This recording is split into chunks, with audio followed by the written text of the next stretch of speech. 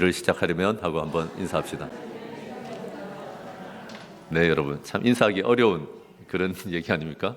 서로 쳐다보면서 하나님의 일을 시작하려면 앞뒤로 한 번 더 하겠습니다. 하나님의 일을 시작하려면 아예 감사합니다. 하나님의 일을 시작하려면 여러분 새해 첫날도 아니고 새해 첫 주도 아닌데 설교 제목이 좀 거시기 하죠. 근데 말씀 본문을 따라가다 보면 안 맞는 게 나온 것 같아도 다 맞아집니다. 그리고 여러분 인생을 살아보시면 그렇게 우리가 뜻한 대로 완벽하게 준비해놓고 시작하고 출발하는 게 몇 번이나 되던가요? 보면 그냥 중간에 시작해야 됩니다. 아직 준비 안 됐는데 하나님께서 너는 대타로 등판해야 될 때다 이러면 그냥 등판하면 됩니다. 그렇게 해서 감당하는 일들이 훨씬 많은 줄로 저는 압니다. 그래서 여러분 오늘 날짜는 좀 안 맞는 것 같지만 하나님의 일을 시작하려면 어떻게 될까? 하나님께서 우리에게 주시는 지침을 받으신 저와 여러분 되시길 바랍니다. 선생님들도 중간에 시작하니까 죽을 마실 것입니다. 여러분 지난 2, 3년 동안 코로나를 지나면서 학교 선생님들이 많은 직종들이 고통이 있었겠지만 그 중에 하나 학교 선생님들도 얼마나 고통 가운데 있었겠습니까? 그 반의 방역 책임자는 학교 선생님입니다. 하다못해 우리가 아이들이 학교에서 받아오는 키트 봉지로 싸는 거 하나도 선생님들이 다 할 때가 많았고요. 그때 얼마나 지침이 많이 바뀌었습니까? 그러면 우리는 저항하잖아요. 막 우리 마음대로 해버리잖아요. 학교 선생님들 그렇게 못합니다. 정부 지침이 바뀔 때마다 방역의 수치 또는 단계가 바뀔 때마다 선생님들 죽어났습니다. 게다가 비대면으로 수업하라 그러면 줌이 되든 안 되든 되게 만들어야 되고 연배가 좀 있으신 선생님들은 얼마나 고통을 받았는지 모르겠습니다. 그러다가 여러분 이제 어느 정도 완화가 돼서 이제 한중간 돼가지고 얼마 전에 이제 완화가 됐잖아요. 뭘 좀 시작해 보려고 그러니까 지금 스승의 줄이라서 들으는 얘기지만 진이 빠져 있는 선생님들이 그렇게 많답니다. 지금 학교 선생님들을 위해서 기도할 때인 것 같습니다. 학교 선생님들의 만족도가 이전에는 60, 70%가 넘었는데 다시 두 번 다시 안 하고 싶다고 하는 사람들의 부류가 굉장히 늘어나고 있답니다. 이게 원래도 행정 업무가 많아서 우리나라 교육의 문제이기도 했는데 거기에 방역 업무까지 지금 보태어져 있기 때문에 참 어려우시겠다 이런 생각이 듭니다. 그래서 여러분 우리 주일학교도 마찬가지입니다. 하나님께서 은혜 주셔서 방역 때문에 정신없고 수련회를 한이 많이 준비했다가 그만뒀던 일들도 지난 2년여 동안 많았을 건데 중간에 하나님께서 하나님의 일을 우리가 제대로 하려고 하면 어떻게 해야 되는지 은혜를 주시길 바라고 우리 인생도 마찬가지입니다. 지금 그냥 5월달이고 한중간이지만 우리 인생을 다시 시작하는 것 같은 은혜를 받으려면 어떻게 해야 되는지 하나님의 지침을 받으시는 저와 여러분 되시길 바랍니다. 하나님의 일을 시작하려면 첫째 한번 따라합시다. 내 열정의 까닭이 드러나야 됩니다. 가능한 성경에 있는 편을 쓰려고 하다 보니까 한 번 더 합시다. 내 열정의 까닭이 드러나야 합니다. 22절에서 26절 다시 한번 읽어보겠습니다. 22절에서 26절입니다. 시작. 이튿날 바다 건너편에 서 있던 무리가 배 한 척 외에 다른 배가 거기 없는 것과 또 어제 예수께서 제자들과 함께 그 배에 오르지 아니하시고 제자들만 가는 것을 보았더니 그러나 디베랴에서 배들이 주께서 축사하신 후 여럿이 떡 먹던 그곳에 가까이 왔더라. 무리가 거기에 예수도 안 계시고 제자들도 없음을 보고 곧 배들을 타고 예수를 찾으러 가버나움으로 가서 바다 건너편에서 만나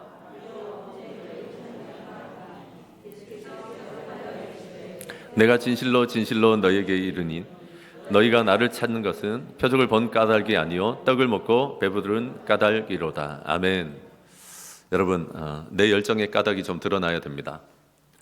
사람들은 무리 혹은 백성, 국민들을 우습게 여기지만 의외로 무리, 국민, 백성들이 우리들이 함께 모이면 지혜롭고 놀라운 열정으로 나라를 붙들고 있을 때가 많습니다. 그런 마음으로 6월 1일을 맞이하시면 좋겠습니다. 6월 1일 수요일 공휴일입니다. 왜십니까? 6월 1일 선거일이기 때문입니다. 6월 1일에는 제8회 전국 동시지방선거가 있습니다. 그거 아세요? 이번에 7번이나 투표합니다. 저는 지금 무슨 정치적 발언을 하려고 하는 게 아니고 깜짝 놀랐어요. 무슨 7번이나 투표를 해. 3번 먼저 하고 전반전 끝나고 나면 다시 표 받아가지고 4명 더 뽑아야 됩니다. 아마 여러분 우리 중에는 7명 누구 뽑아야 되는지도 잘 모르실걸요. 교육감이나 시장 정도는 그나마 괜찮은데 이건 누구요? 그래서 여러분 요즘 찾길에 지나다니다 보면 참 이름 한번 알려보려고 애쓰는 분들이 많은 걸 보셨을 것입니다. 아무튼 여러분, 우리들 중에는 글 하나도 읽기가 어려운 분들도 계시고 배움이 짧을 수도 있습니다. 또 정치에 대한 식견이 그닥 좋지 않을 수 있습니다. 그런데 우리 다 같이 투표를 해놓고 보면 깜짝 놀라는 게 뭔가 하면 일어나야 될 일들이 일어났고 뽑혀야 될 사람들이 뽑힌 것을 보신 예가 많으실 것입니다. 무리가, 국민이, 백성이 우습게 보여도 가끔 우리를 우습게 대하긴 해도 우리 그렇게 모자라지 않습니다.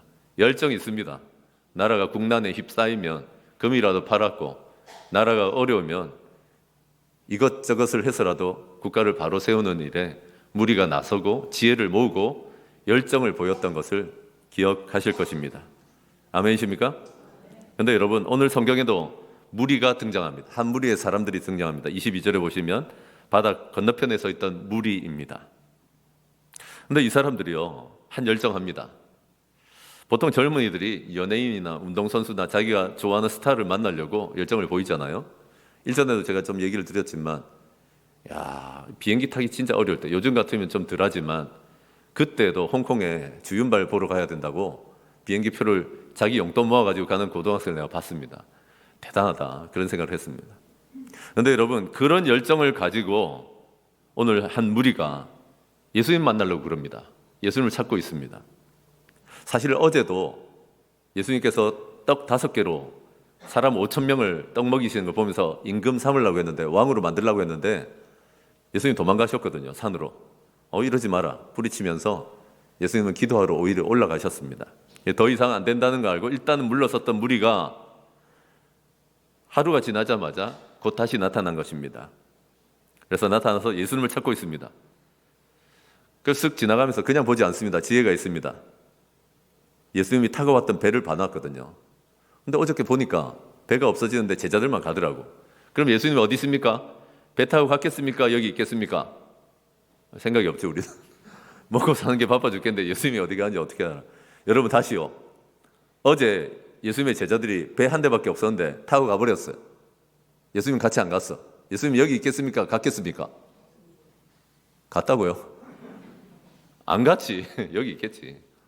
사실 사람들은 모르죠. 지금 예수님이 바다 위로, 폭풍 위로 걸어서 갔을 줄이야 상상 못하죠. 그냥 상식적으로 얘기하는 겁니다.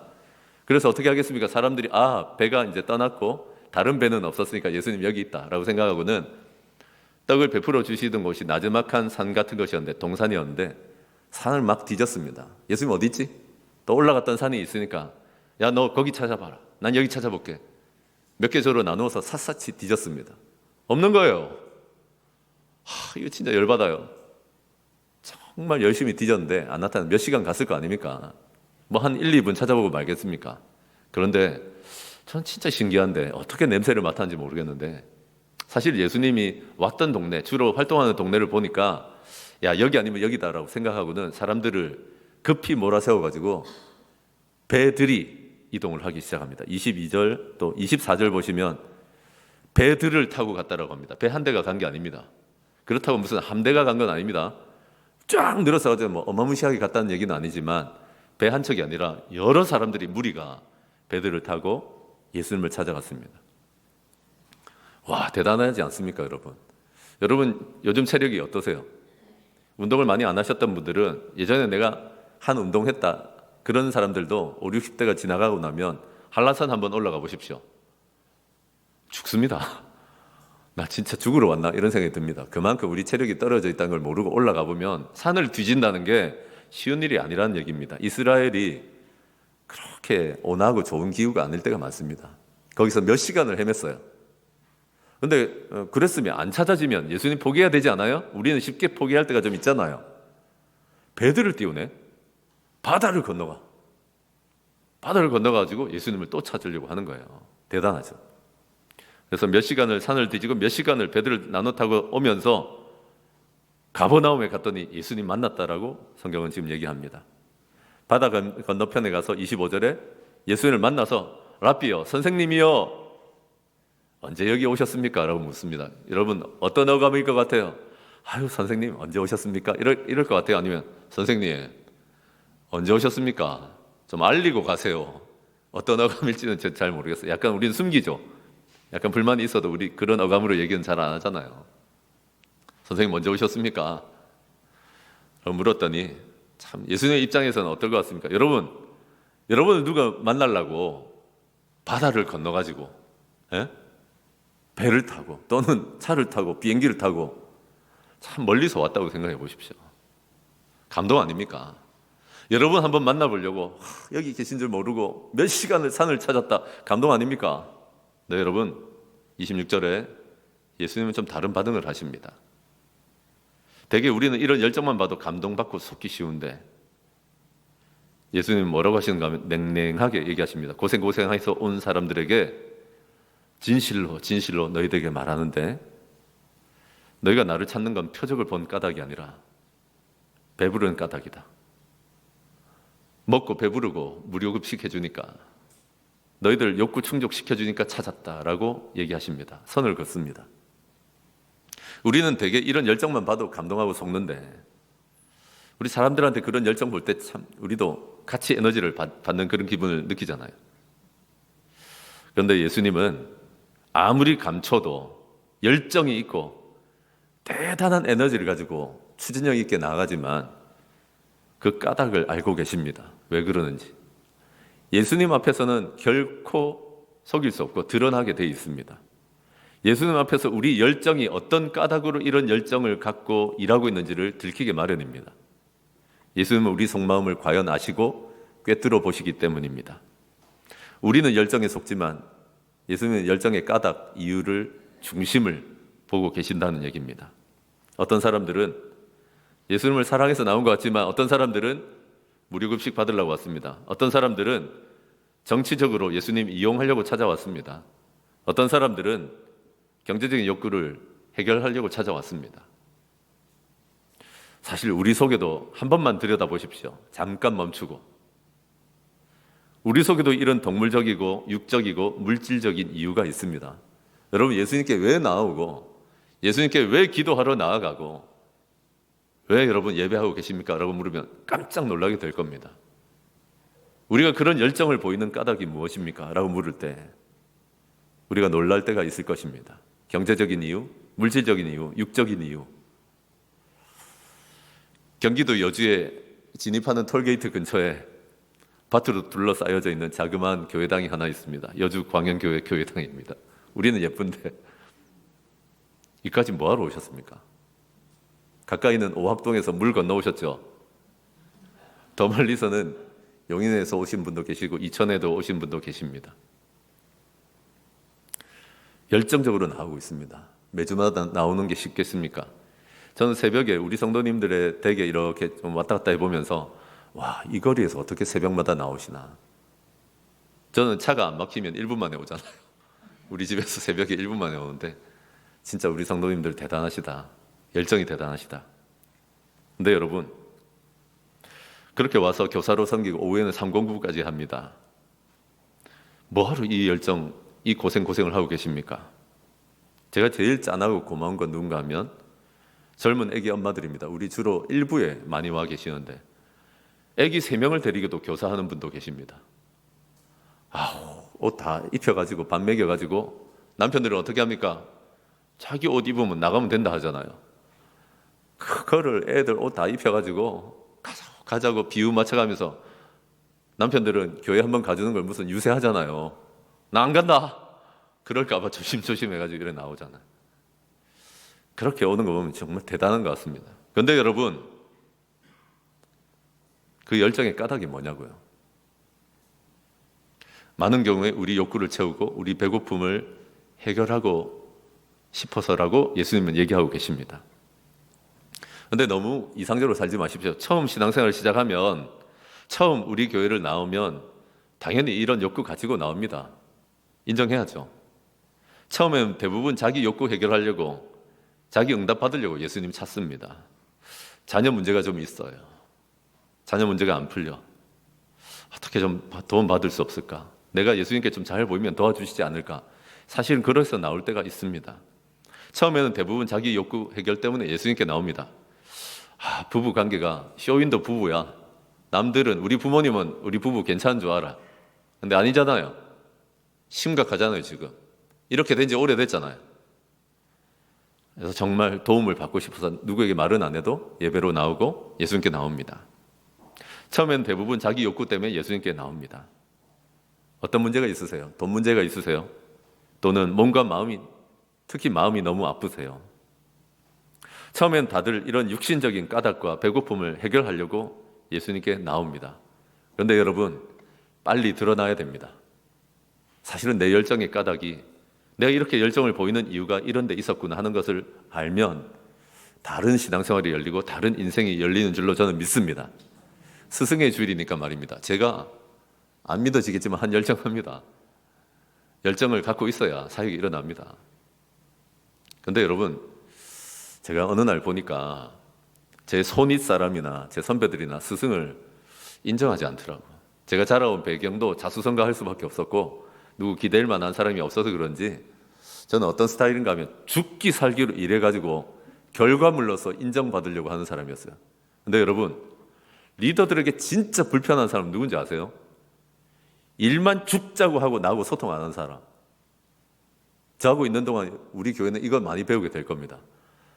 엄청 일해가지고 인정받으려고 하는 게 보여. 근데 뭔 일을 치고 있는지, 사고를 치고 있는지, 얼마나 좋은 일을 하는지 몰라도 얘기를 안 해. 제가 딱 그랬어요. 일을 하면 열정적인데 소통을 안 해. 나만 알아. 그냥 결과를 보면 할 말이 없어. 청년들은 계속 불어나고 사람들은 계속 불어나고 다 좋은데 굉장히 불쾌한 거예요. 불쾌한 거. 저는 뭐 그게 별 문제 아니라고 생각했어요. 내가 일 잘하면 되니까. 근데 어느 날, 여러분, 제가 스승의 주일이니까 이런 예화를 쓸 마음을 주시던데, 제가 부임해서 한 교회를 가는데 한 5년 있었는데 이분은 스승이 있는 거예요. 제가 굉장히 골치 아픈 게 뭔가 하면, 여러분, 오늘 5월 15일입니다. 제가 목사에서 이 강대상에서 내려가서 갑자기 악수를 하면서 여러분들에게 여러분의 스승은 누구세요? 라고 물으면 뭐라고 하시겠습니까? 있습니까? 물론 돌아가셨을 수는 있습니다. 그러나 정말 있었습니까? 있습니까? 전 사실 없더라고. 난 스승이 없더라고. 혼자 잘났어 그냥. 열심히 하고 열정적으로 하면 돼. 그런데 한 교회에 부임을 했는데 이분이 스승이 있는 목사님이셨어요. 그래서 이랜드 박성수 회장도 잘 알고 이랜드 사목인 방성기 목사님이나 이경조 목사님이나 몇몇 분들이 멘토인 분이셨어요. 신기하더라고. 그래서 내가 처음에는 하나님 보통 부러움으로 일하세요. 아, 내가 진짜 외롭게 사역을 했구나. 여러분 그런 거 아시죠? 세상을 살아봐도 내 능력 가지고 내 힘을 다해도 안 되는 일이 있습니까? 없습니까? 그때 누군가가 조금 이렇게 도와줘야 될 때가 있고 내 선배들이 세상에서도 소위 말하는 백이 통해야 될 때가 있잖아요.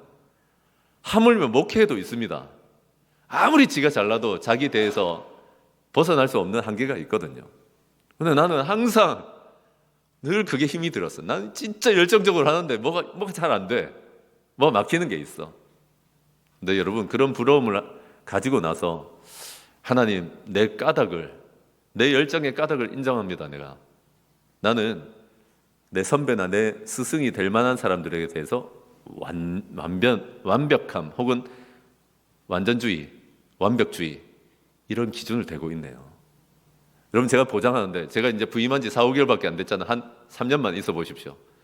신 목사만큼, 우리 담임 목사만큼 우스운 인간이 없어. 약함투성이요. 그래서 혹자는 3년 종살이에서 존경받는 주인 없다 그러잖아요. 같이 있어 보면 나는 모를 것 같습니까, 여러분? 우리 서로 다 압니다. 근데 그러면서도 영적 가족임을 알고 교회를 같이 세워가는 거잖아요. 근데 저는 그게 안 됐다고요. 리더나 스승들을 보면, 그런 선배들을 보면 엄격한 기준을 가지고 그게 안 되면 난 배우기 싫어. 그냥 내가 알아서 하는 거지. 여러분 그런데 그 부러움을 갖고 나서부터 제가 하나님께 뭐라고 했냐면, 하나님 내 진짜 피곤할 정도로 열심히 살았는데 저에게는 이런 스승도 없고 참 외롭게 목회를 하네요. 제가 정말 이런 외로운 목회는 안 하고 싶은데 저를 좀 도와주세요 라고 기도한 지 10년이 지났습니다. 저는 이번 주에도 우리 아내와 함께 3명의 공식적인 제 멘토, 제 스승을 찾아서 인사해. 돈 많이 들어요. 근데 외롭지가 않아요. 근데 여러분 그러다 보니까 한 10년 지나면서 하나님 가지치기 하시더라고요. 더 좋은 분들을 또 만나게 하시고 이상하게 사랑받게 하세요. 희한하게 어딜 가도 리더들이 저를 좀 좋아해 주시더라고요. 안 믿기죠? 저는 딱 보면 알겠지만 사랑스러운 스타일이 아닙니다. 앵겨붙고 막 이렇게 오면 막 뭐 가만히 있어도 얘기가 하고 싶고 이런 사람 아니라 저 별 말 안 해요 가면. 근데 이상하게 좋아해줘. 그 기도, 내 열정의 까닭을 보고 하나님 나 이렇게 가다가는 진짜 외로운 인생 되겠어요 라고 얘기할 때 하나님이 일하기 시작하시더라고요. 근데 심지어 어떤 일이 일어나는지 압니까? 저는 그냥 동네에 만나게 하신 리더들을, 스승들을, 그 선배들을 존중하고 함께 교제하고 했을 뿐인데 그분들이 고위직이 되더만 정치 말고, 그런 이상한 정치 말고 실질적으로 아주 높은 직위에 가서 굉장히 많은 도움을 받았습니다. 우리 교회도 앞으로 두고 보십시오. 신목사는 무능한데 신목사의 지인은 진짜 유명한 사람 많습니다. 안 믿지? 아유, 우리 신목사 보니까 뭐 아무것도 없겠네. 맞아, 없어요. 저는 없어요. 그렇지만 여러분의 열정의 까닭은 뭐세요? 저는 그렇게 안 하면 인정 못 받을 것 같았고 내 욕구를 충족하려면 이렇게밖에 할 수 없을 줄 알았는데 그래서 참 불안했거든요. 여러분의 열정의 까닭은 뭐냐고요? 여러분 왜 새벽기도 나오시고 여러분 왜 주일 예배에 나오시고 목장에 나가십니까? 여러분의 까닭이 한번 하나님 앞에 드러나셔야 다음 단계로 나아갑니다. 다음 단계로 나가는 축복을 누리시는 저와 여러분 되시길 바랍니다. 아멘. 우리 둘째로 하나님의 일을 시작하려면 한번 따라합시다. 예수 붙드는 것부터 해야 됩니다. 한번 더 할까요? 예수님 붙드는 것부터 해야 됩니다. 여러분의 목소리를 맞추어서 힘있게 27절에서 29절까지 여러분의 목소리로 좀 읽어주십시오. 27절에서 29절 시작.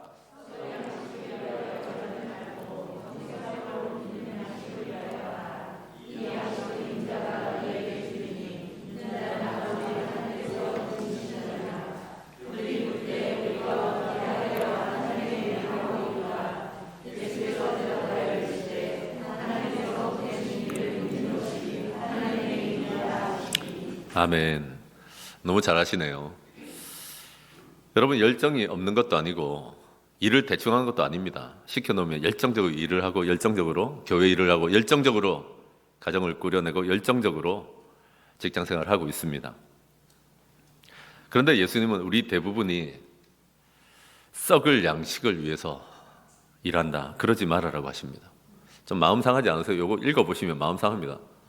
우리 열정적으로 열심히 일하고 있는데 가정을 그렇게 세워가고 있는데 썩을 어감 자체가 안 좋아요. 썩을 양식을 위해서 일하지 마라라고 하십니다. 기분이 나쁘죠. 썩을 양식 맞습니다. 내가 원하는 양식 그거 금방금방 없어집니다. 지금 예수님께 나올 때 얻었으면 하는 양식 있잖아요. 치료받고 싶고 경제적으로 해결되고 싶고 꼬여있는 관계가 해결되고 싶고 가정이 좀 달라졌으면 좋겠고 그 양식 말입니다. 제가 대번에 말씀드릴 수 있는데 썩을 양식입니다. 그래서 없어질 것입니다. 그러고 나면 안타까운 게 뭔가 하면 썩을 양식만 없어지는 게 아니라 신앙생활도 없어지시는 분들이 많으세요. 왜냐하면 썩을 양식 그거 구하러 왔는데 구했다는 거지. 구해졌으니까 신앙생활을 이제 접는 분들 많아요. 전에 제가 말씀드리지 않았습니까? 처음 예수 믿는 사람 우리 목장에 왔을 때 죽기 살기로 기도해서 기도 응답 받았더니 다음 주부터 안 오길래 왜 안 오시냐고 찾아갔더니 기도 응답 받아서 안 온답니다. 그거를 목장 목님들은 아셔야 돼요. 빠른 기도 응답만이 답이 아닐 때가 있어요. 이 영혼을 진짜 생각하면, 왜냐하면 썩을 양식을 구하러 왔을 때가 많기 때문에 그래요. 깜짝 놀랄 얘기지만 썩을 양식이 해결되고 나면 그냥 신앙생활도 접어버리는 예가 왕왕 있습니다. 그래서 예수님이 고작 썩을 양식 그 몇 가지를 위해서 일하지 말고 영생하도록 있는 양식을 위해서 일하라고 하십니다. 잠시 잠깐 해결받는 인생 되지 말고 해결자를 만나라는 얘기입니다. 아멘이십니까? 그게 지혜 아닙니까? 잠시 잠깐 해결받는 그런 인생이 아니라 해결자를 만나버리면 되죠. 그러면 인생의 어떤 것이라도 주님께서 해결해 주실 것인데. 그러자 사람들이 물어봅니다. 이 양식은 인자가 하나님 보내신 예수님이 주신다고 하니까 이들이 무리가 물어봅니다. 아, 그럼 예수님 어떻게 해야 우리가 하나님 일을 하겠습니까? 이때까지 우리가 썩을 양식을 위해서 일했다 그러는데 잠시 있다가 사라질 그 썩을 양식을 위해서 일하는 거 말고 우리가 어떻게 해야만 진짜 하나님의 일을 하는 게 됩니까? 라고 물어봅니다. 그러자 예수님께서 하나님께서 보내신 자를 믿는 것이 하나님의 일이다. 좀 이상해요. 딱 정해주면 좋은데 하나님의 일은 예배에 늦지 않게 오는 것이고 헌금하는 것이고 봉사하는 것이고 이렇게 딱 정해주면 좋겠는데 예수님 좀 애매하게 얘기하시죠. 어떻게 하여야 하나님의 일을 할 수 있습니까? 어떻게 해야 썩을 양식을 위해서 일하는 게 아니라 진짜 영생하도록 있는 양식을 위해서 일하는 게 됩니까? 라고 물었더니 하나님께서 보내신 일을 믿는 것이 하나님의 일이다.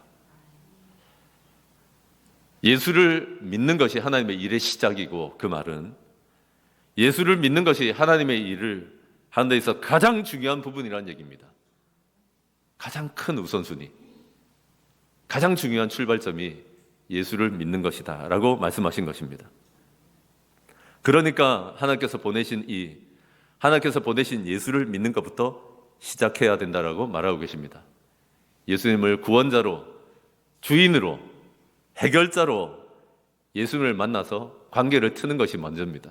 우리가 구멍가게를 하는 게 아니라면 여러분, 우리가 사업 상대와 관계를 트는 게 얼마나 중요합니까? 한두 개 팔아먹고 사기칠 거 아니면 앞으로 좋은 관계를 유지하는 게 얼마나 중요합니까? 하물며 우리 인생의 수많은 갈등과 어려움들 다 해결해 주실 수 있는 예수님과 관계를 트는 게 그게 우선순위고 중요하다는 거 이해가 되시지요? 해결받으려고만 하지 말고 해결자를 만나고 이 관계를 트는 게 얼마나 중요한지 얘기하고 계신 것입니다. 의외로 많은 경우에 우리들은 잠깐 있다가 썩고 사라질 응답받았다고, 해결받았다고, 그리고는 해결자를 무시하고 떠나버립니다. 헌신짝처럼 예수님을 저버릴 때가 있습니다. 식어집니다. 6.25 때 말입니다. 제가 아는 한 목사님이 거제도에 계셨습니다.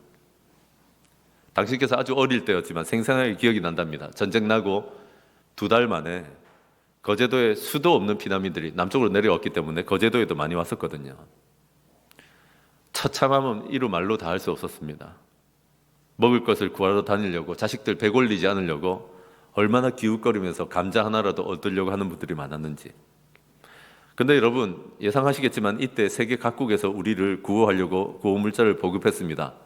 근데 여러분 NGO나 이런 구호단체에 기부할 때 중요한 게 뭔지 압니까? 진짜 거기까지 가는지 살펴야 됩니다. 그래서 적어도 이런 신뢰를 주는 단체에 기부하는 게 중요합니다. 그래서 여러분 사실 선교사, 제대로 된 선교사 하나 만나는 게 얼마나 어려운 일인지 압니까? 좀 조심스러운 얘기지만 그 당시에 세계 각국이 그랬던 것처럼 미국 교회들도 엄청 구호 물자를 많이 보냈거든요. 한국 전쟁 때문에. 어디다 보내줬을 것 같습니까? 한국 교회에 많이 보냈습니다. 근데 사람들이 먹을 것을 구하러 다니고 입을 옷 하나 없고 덮을 이불 하나 없을 바로 그런 시절이었는데 수많은 사람들이 교회를 찾기 시작했습니다. 이유는 뭡니까? 썩을 양식을 위해서죠. 거기 가면 진짜 먹을 게 있는 거예요. 거기 가면 진짜 옷이 있는 거예요. 이불이 있는 거예요. 근데 문제는 뭔가 하면 목사님께 인정받고 잘 보이면, 그 교회 장로님들한테 인정받고 잘 보이면 먹을 게 하나, 떡 하나가 더 생기는 거예요. 그걸 안 사람들이 변화가 일어나기 시작했습니다. 어떻게 변화가 일어납니까? 새벽 기도를 오는 거야. 세를 받고 여러분 예배에 열정을 보이는 거예요. 그렇게 하면 비열한 게 아니라 난 이해가 돼요. 떡 하나가 더 생기고 옷이 생기잖아요. 그런데 여러분 전쟁 막바지에 구호물자가 떨어지니까 그때 급속하게 교회를 떠났습니다. 사람들이. 그게 바로 썩을 양식을 위해서 잠깐 예수님께 나오는 것입니다. 거기서 응답받지 않은 건 아닙니다. 옷도 얻었고 먹을 것도 얻었고 아이들 교육의 문제도 어느 정도 도움받은 분들도 계십니다. 그러나 여러분 썩을 양식이 사라지니까 예수님을 접어버린 것입니다. 어리석게도 금방 썩을 일시적인 양식만 욕심내다가 영생의 양식 예수님을 저버린 것입니다. 그래서 여러분 지금까지 신앙생활이 길으셨잖아요. 오랫동안 신앙생활 하신 분들도 계시잖아요. 지금까지 얼마나 쭉 많은 일들을 해왔는지 그것도 궁금합니다. 저는 가지수는 얼마나 많으셨습니까? 얼마나 오랫동안 교회 봉사하셨습니까? 근데 세월이 가면서 예수를 접어버리는 분들이 계십니다. 이거 굉장히 한번 무겁게 받아보십시오. 여러분들이 일을 했냐, 일을 하지 않느냐 물어보는 게 아닙니다. 이게 많은 일들을 했고 오랫동안 교회를 다녔습니다. 그런데 예수를 접었어. 예수를 믿지 않고 예수를 붙들지 않아요. 여러분, 우리가 예수님을 붙들면 예수님께서 죄의 용서와 깨끗함을 주십니다. 그래서 다시 살고 싶었던 사람들, 인생 다시 한번 살고 싶은 사람들에게 다시 새로운 인생 주시는 줄로 저는 믿습니다. 예수님께서 그 죄 용서받은 그 가벼운 인생을 주시거든요. 우리가 예수님을 붙들면 부활의 능력을 주십니다. 여러분 못 느끼십니까? 똑같이 코로나 지나가는데 뭔 찬송이에요. 우리가 부활의 능력이 있기 때문에 그렇습니다. 우리의 웬만하면 낙심하지 않습니다. 왜 여전히 기뻐하고 행복해합니까? 부활의 능력 예수님 붙들 때 주시기 때문입니다. 왜 성령님을 붙들고 계십니까? 성령의 능력이, 성령님께서 진짜 자녀들을, 사람들을 바꾸시기 때문입니다. 나 교사 선생님을 보면서 늘 부탁하는 게 있습니다. 제가 자랄 때 이정현이라고 하는 교사 선생님이 늘 기억이 나요. 진짜 예배하고 있으면 내가 뒤에 앉아 있는 줄 모르고 설교 시간에 설교 안 듣고 교재 예습하고 있더라고. 진짜 그러지 마세요. 그런데 그분이 그래서 내가 그 가르치는 거에 별로 은혜는 안 받았는데 뭘 보여줬냐면 무역하시는 분이었는데 무역 분쟁이 생기면 맨날 벽에 가 있어. 교회에 막 쫄래쫄래 놀러를 가면 옛날에는 우리 동네 교회에 놀러 많이 다녔잖아요. 가면 그 기도실에 막 울면서 퇴근하고 와가지고 벽을 보고 그렇게 기도를 해요. 그래, 선생님 왜 이렇게 벽을 보고 기도하세요? 히스기야가 그렇게 기도했대. 어쨌거나 다른 건 모르겠고 축자고 기도하는데 항상 응답받고 해결받더라고요. 예수님을 붙드는 모습을 보여주시더라고요. 여러분, 썩을 양식을 위해서 일하지 말고 정말 영생의 양식을 위해서 일합시다. 그러려면 예수님 붙드는 것부터 하라고 안 하십니까? 하나님 보내신 자를 믿는 것, 예수를 믿는 것이 하나님의 일의 시작이요 가장 중요한 부분이라고 하지 않습니까? 겨울에 와보니까 제가 늘 부산 살다가 안타까웠던 게 뭔가 하면 아이들한테도 안타까워 저도 안타까운 게 눈을 많이 못 봤다는 거예요. 제 평생에 부산에 살면서 눈 한 두어 번 본 것 같습니다. 찔끔거리는 거. 부산에는 5mm만 와도 교통 대란이 일어납니다. 안 믿어지죠? 와, 난 여기 와가지고 체인도 안 감고 대충 눈 사이로 가는 거 보니까 깜짝 놀랐어요. 그런데 여러분, 그렇게 아름다운 눈이 내렸는데 치우려고 하니까 허리가 끊어지는 것 같아요. 우리 사택에 앞마당 넓잖아요. 이 주차장을 눈친다고 생각해요. 내가 하다가 그만뒀어. 나 이거 하다가 죽을 것 같아. 역시 목사는 말씀과 기도에 전무해야 돼. 근데 여러분, 날씨가 좀 온화해졌기 때문인 날이어서 그런지 모르겠는데 해가 딱 떴는데 몇 시간 동안 다 녹여버리더라고. 사람들은 이걸 몰라요. 자꾸 삽들려고만 해요. 자꾸 삽들고 호미 들고 내가 캐고 내가 치우려고 해요. 하나님께서 하시면 다 녹여버립니다. 왜 우리가 예수님 붙들려고 하는지 압니까? 여러분 자녀 때문에 진짜 고통받고 계세요? 여러분 진짜 경제적인 문제로 벼랑 끝에 서 계세요? 왜 예수님 붙들려고 하는 것 같습니까? 교회라서 아니라 진짜 우리한테 필요한 건 태양일 것이기 때문입니다. 우리 삽질해서 해결됩니까 지금? 아닙니다. 예수님 붙드는 것부터 해야 됩니다. 다시 예수님 붙드는 것부터 하면 주님께서 태양을 비추시고 녹이십니다. 아멘이십니까? 돌아가는 것 같아도 부모가 먼저 다시 예수님 붙들기 시작하면 자녀들 반드시 봅니다. 반드시 그 뒷모습 봅니다. 그것을 기억하시는 저와 여러분 되시길 바랍니다. 그래서 하나님의 일을 시작하려면 어떻게 해야 됩니까? 우리 열정의 까닭도 드러나야 되지만 예수님 붙드는 것부터 다시 시작해야 됩니다. 이 십자가의 능력,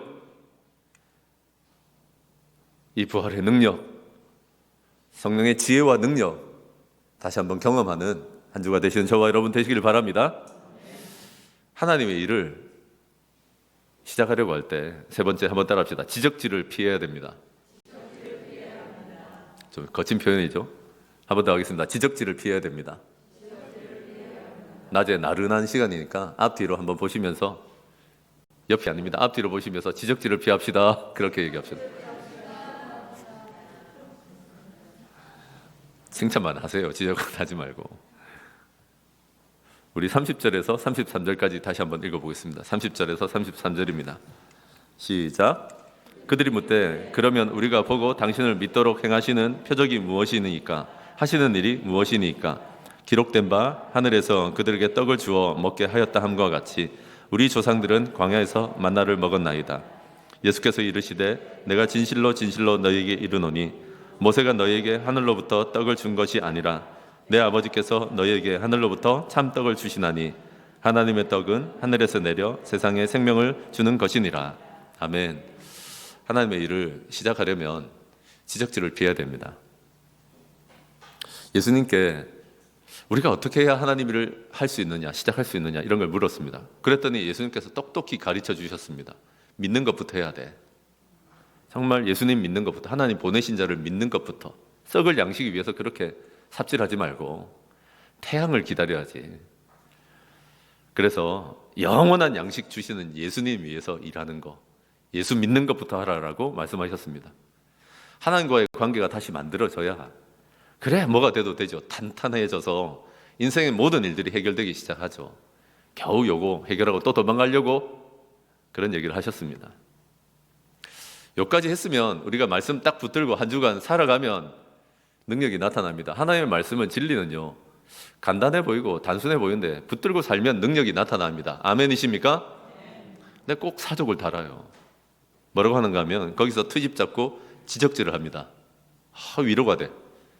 무리는 예수님에 대해서도 지적질을 합니다. 그러므로 누가 우리를, 목자 목녀인 우리를, 장로인 권사인 우리를 지적질을 하면 한번 따라합시다. 당연하지. 당연하죠. 예수님도 지적질을 당하시는데 뭐라고 지적하는지 한번 봅시다. 뭐라고 하는가 하면 31절에 30절에 우리 보고 일하라고 그러시는데 당신이 우리한테 보여줄 기적은 뭡니까? 당신은 뭘 할 겁니까? 라고 묻습니다. 좀 억울한가 봐. 보내신 자를 믿는 게 하나님 일이다. 그 일을 시작하라고 그랬더니 약간 열받은가 봐. 그래서 예수님한테 당신은 뭐 할 건데요? 라고 묻습니다. 왜? 예수님 놀 것 같습니까? 꼭 지적질을 해요. 그리고 뭐라고 하는가 하면 은근히 요구할 때 있잖아. 우리도 대놓고 말 안 하고 뭐라고 하는가 하면 기록된 바 성경 가지고 압박합니다. 31절에 하늘에서 그들에게 떡을 주어 먹게 하였다 함과 같이 우리 조상들은 광야에서 만나를 먹었다던데 라고 얘기합니다. 이게 왜 중요한가 하면 2000년 전에 유대교 랍비들이나 미드라시라고 하는 유대교 경전이나 이런 것들을 좀 보시면 첫 번째 모세가 우리에게 광야에서 만나를 먹게 함 같이 두 번째 모세와 같은 사람을 보내실 때, 우리 구원자를 보내실 때 그 표징은 우리를 다시 만나를 먹이시는 분이다 라는 표현이 나와요. 그래서 유대교 지도자들이 유대교 또는 이 이스라엘 사람들에게 어려서부터 뭘 가르쳐 왔냐면 언젠가 우리에게 하나님이 진짜 구원자를 보내실 텐데 그가 나타나면 모세보다 더 큰 사람이어서 우리한테 분명히 만나를 다시 먹이실 것이다. 만나라고 하는 것은 이집트를 탈출했을 때 아무것도 없는 광야와 사막에서 이슬처럼 매달려서 먹을 수 있었던 가시 같은 식물이라기보다는 음식이었거든요. 그걸 40년 동안 주셨거든. 40년 동안 남자는 60만 3,550명 200만 명을 40년 동안 먹였어. 한번 따라합시다. 와, 참 밥 먹고 사는 게 안 어렵다고 그러시는지 모르겠는데 진짜 대단하잖아요. 200만 명을 40년 동안 먹였다니까. 아무것도 없는 데서. 지금 이게 방금 이 구절이 예수님 지적질하고 알로 보는 겁니다. 당신이 진짜 선지자면 아무것도 없는 데서 해야지. 만나 만들어야지. 떡으로 이러지 말고. 당신이 진짜 구원자라면 200만 명 해야지. 당신이 진짜 구원자라면 40년 동안 무료 급식해야지. 이 요구하는 겁니다. 정해진 게 있는 거예요. 내가 이전에 유대교에서 배웠던 것이 예수를 만나는데 지장을 주는 거예요. 지금 하나님의 일, 예수를 믿으려고 하는데 내가 이전에 배워왔던 것, 심지어 하나님 비슷한 걸 배워왔는데도 그게 지장을 주는 거예요. 예수님 얘기하십니다. 모세가 준 거 아니지 않냐? 하나님 아버지께서 주셨던 떡이고 이번에는 하나님께서 너에게 참떡을 주시는데 세상에 주는 생명의 떡이고 그게 바로 나다라고 말씀하십니다. 유대인들은 선민사상이 있어서 지들만 알아. 나한테 뭐가 도움이 되고 우리 민족에 뭐가 도움이 되는지, 우리 민족의 구원자가 되어달라고 그러지만 예수님은 여기서 딱 선을 자르면서 나는 온 세상에 주는 생명의 떡으로 내가 왔다. 이전에 먹었던 떡은 먹고 다시 배고팠지만 나는 정말 너희들을 배부르게 할 수 있는 그런 구원자다라고 말씀하신 것입니다. 아멘이십니까? 어설프면 이래요. 우리는 지금 들어도 만나를 주실 수 있는 바로 그런 능력을 가지신 분이 예수님이잖아요. 이 정도 보여줬으면 알아야지. 바다 위를 걸어 다니시고 떡 5개 받아가지고 그게 있건 없건 그게 중요한 게 아니라는 얘기잖아요. 사람들을 그렇게 먹일 수 있는 능력을 보여줬으면 이분 하나님이구나. 하나님과 똑같은 능력을 지닌 하나님의 아들이구나. 감을 잡아야지. 우리는 감 잡을 것 같잖아요. 그게 안 되는 거예요. 왜냐하면 이전에 배웠던 선입견이나 편견이나 소위 말하는 이전의 신앙생활이 우리를 방해할 수 있습니다. 그래서 여러분, 신앙생활이 지나치게 취사 선택이 되고 있는 분들은 이걸 한번 고민해 보십시오. 내 신앙생활이 너무 취사 선택이 많아요. 취하고 버릴 것을 내가 너무 많이 선택해. 그래서 문제일 때가 태반입니다. 그래서 인생이 자꾸 취사 선택하고 내가 선택하려고 하고 내가 주인 되니까 고달파요. 그게 우리한테 어울리는 게 아니거든요. 취사 선택이 아니라 오히려 받아들임이 우리에게 주신 지혜입니다. 아멘이십니까? 신앙생활도 말입니다. 받아들이기 시작하면 훨씬 쉬운 거 아세요? 받아들이면 훨씬 기쁘고 가볍습니다. 예를 들어 볼까요? 죄송한데 설교도 내가 좋아하는 설교를 자꾸 선택하는 분들 계시죠? 신목사가 설교를 얼마나 못하면 그렇게 하겠어요? 이해합니다, 저는. 그건 내 이해고 여러분, 그거 지나치면 잘하지 않습니다. 하나님은 그런 취사 선택을 존중하는 분은 아니세요. 교회도 마찬가지입니다. 여러분, 여기 앉아 계신 분들 중에 한 절반 이상은 이전에 신앙생활을 해본 교회가 있으시죠? 그게 얼마나 우리를 발목 잡습니까? 그 생각 해보셨어요? 도움도 되지만 내가 생각하는 교회를 틀을 딱 짜요. 내가 생각하는 제자훈련은 이것이다 하고 딱 가둬놔요. 내가 생각하기에 장로는 이래야 되고 내가 생각하기에 신앙생활은 이래야 돼 라고 하는 게 있습니다. 그게 예수님도 지적질하는 일이 됩니다. 하물며 오늘날 예수님의 몸인 교회를 바라보면서 예수님도 눈에 안 보이니까 얼마나 지적질하기 좋습니까? 그러면 저는 기존의 교회에 계시던 분들은 당연하지 하고 받아야 됩니다. 예수님도 지적질을 받는데 우리 지적질 받는 게 당연하지. 뭐 대단합니까 우리가. 그런데 그렇게 취사 선택하고 지적질하는 사람들은 그게 전혀 은혜가 안 됩니다. 잘하지 못합니다. 여러분은 어떠십니까? 제가 지난번에도 언급했지만 우리 교회 와서 제일 특이하고 처음에는 좀 이렇게 잘 안 받아들이는 게 뭔지 아십니까? 감사헌금 잃는 거. 제가 있던 교회가 한 1,300명 되고 또 그 다음 교회는 한 400~500명 됐기 때문에 그거 감사헌금 다 읽으면 설교보다 길걸? 그런 느낌이잖아요. 그런데 제가 아무 말도 안 하고 항상 하잖아요. 뭐가 중요해요 그게? 이 교회에서 아름다운 전통으로 해온 게 있으면 몇 년 해보다가 사람 늘어나면 내가 얘기 안 하고 성도님들이 아마 당회를 통해서든 누구를 통해서든 아마 건의하실걸요. 이제 그만합시다.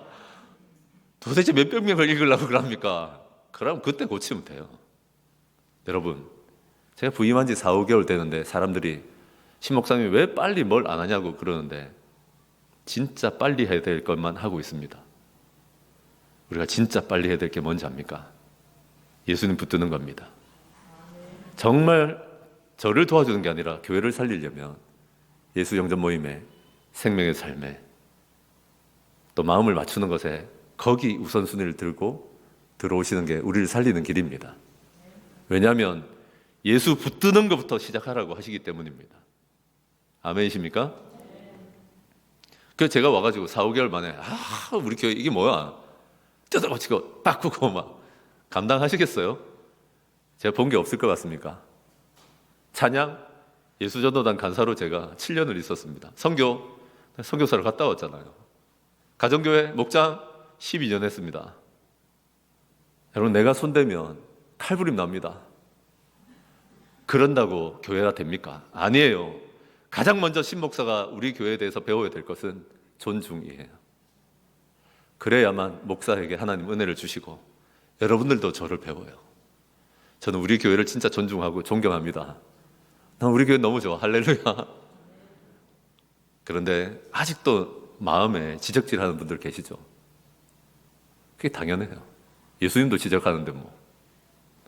빨리 벗어나시면 우리에게 유익이 있습니다. 그러지 말고 예수 믿는 것부터 시작하십시오. 예수 영접 모임은 저하고 있는 동안 다 들어오셔야 됩니다. 생명의 삶 안 하면 그 다음 과는 아무도 못 들어오십니다. 생명의 삶을 하시면 이전에 했던 걸 다 인정해 드립니다. 나하고 생명의 삶 안 하면 그 다음 과는 아무도 못 하도록 원래 지침이 그렇게 되어 있습니다. 제일 먼저 뭘 도와줘야겠습니까? 신목사한테. 생명의 삶 들어오는 거. 예수 영접 모임 해서 내가 진짜 예수 믿는 걸 보게 해줘야죠. 아멘이십니까? 그래서 여러분, 지적질하지 말고, 이거 얼마나 웃겨요. 내가 모른 척하고 있을 뿐이지. 내가 좀 괜찮은데 있다 왔습니다. 내가 선교사였습니다. 내가 선교단체 출신입니다. 내가 좀 괜찮은 교회에 있었습니다. 예, 이 안에 그런 분들 많습니다. 하나님은 우리의 가방끈, 우리 넥타이 풀고 우리의 경험 내려놓고 오직 하나님께 나와서 예수 믿는 것부터 다시 시작할 때 놀라운 하나님의 일을 하실 줄로 믿습니다. 말씀 정리하겠습니다. 하나님의 일을 시작하려면 어떻게 됩니까? 첫째로 우리 열정의 까닭, 이유 진짜 한번 드러나야 됩니다. 새로운 차원으로 갈 수 있습니다. 그러면 둘째로 예수님 붙들고 믿는 것부터 해야 됩니다. 다시 철저하게 십자가와 부활과 성령의 충만함을 가지고 살아가는 것부터 다시 해야 됩니다. 마지막으로 제발 트집 잡거나 지적질하는 거 하지 말고 그것 좀 해도 받아들이십시오.